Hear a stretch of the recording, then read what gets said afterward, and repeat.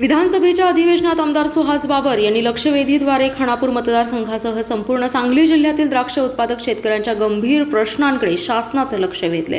द्राक्ष उत्पादक शेतकरी हा जिल्ह्याच्या अर्थव्यवस्थेचा कणा असून त्यांच्या प्रश्नांवर तातडीने सकारात्मक निर्णय घेणे अत्यावश्यक असल्याचं सांगत द्राक्ष उत्पादकांना विशेष अनुदान जाहीर करून कर्जमाफी द्यावी अशी ठाम मागणी आमदार सुहास बाबर यांनी सभागृहात केली। सध्या आखाती देशांमध्ये निर्माण झालेल्या युद्धजन्य परिस्थितीमुळे निर्यात प्रक्रियेवर मोठा परिणाम झाला असून जवाहरलाल नेहरू पोर्ट ट्रस्ट बंदरावर सांगली जिल्ह्यातील 700 पेक्षा अधिक द्राक्ष कंटेनर अडकून पडलेत।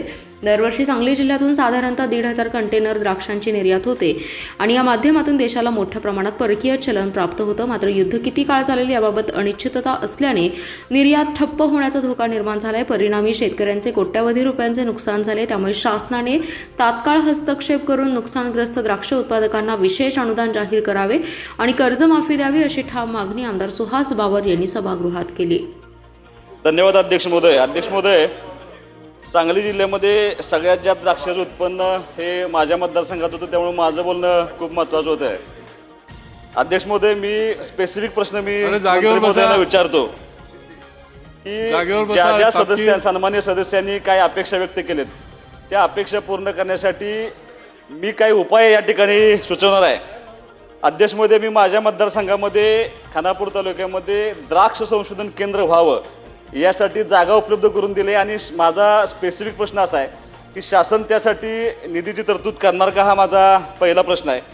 रोयो मंत्र्यांना माझा एक विनंती आहे की त्यांनी आता सांगितलं की द्राक्षाची लागण हे आम्ही रोजगार हमीमध्ये त्याचा समाविष्ट करतोय। माझी तुम्हाला एक विनंती साहेब अशी आहे की माझ्याकडं काही नगरपंचायत आहेत, जी छोटी गाव आहेत पण नगरपंचायतमध्ये त्याचं रूपांतर झालं आहे, तर त्या नगरपंचायती हद्दीमध्ये रोजगार हमीच्या माध्यमातून द्राक्षाची लागवडची योजना त्या नगरपंचायत हद्दीमध्ये राबवण्यासाठी आपल्याकडून सकारात्मक प्रयत्न व्हावे अशी माझी विनंती आहे। यालाच धरून अध्यक्ष म्हणजे या अनुषंगानं माझा एक प्रश्न अत्यंत महत्त्वाचा आहे। जसं रोहित दादांनी सांगितलं की अफगाणिस्तानचा बेदाणा ह्या सगळ्या आमच्या जिल्ह्यामध्ये आला होता आणि अत्यल्प प्रमाणामध्ये आमच्या मतदारसंघातून आमच्या जिल्ह्यातून त्या ठिकाणी बेदाणा एक्सपोर्ट होतो आणि सगळ्यात जास्त द्राक्ष एक्सपोर्ट करण्याचं प्रमाण हे आमच्या सांगली जिल्ह्यामध्ये आहे।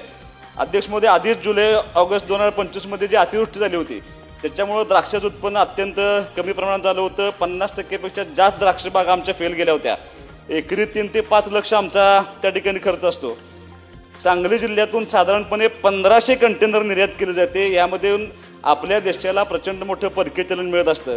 आत्ता सध्या आखाती देशामध्ये जी युद्धजन्य परिस्थिती आली आहे त्यामुळं एक्सपोर्ट होणारे सगळे द्राक्षे आणि थोड्या प्रमाणात जो आमचा बेदाणा एक्सपोर्ट होतो, माझ्या माहितीप्रमाणे आमच्या जिल्ह्यातले जवळपास JNPT बंदरामध्ये 700 पेक्षा जास्त कंटेनर त्या ठिकाणी अडकून पडलेत।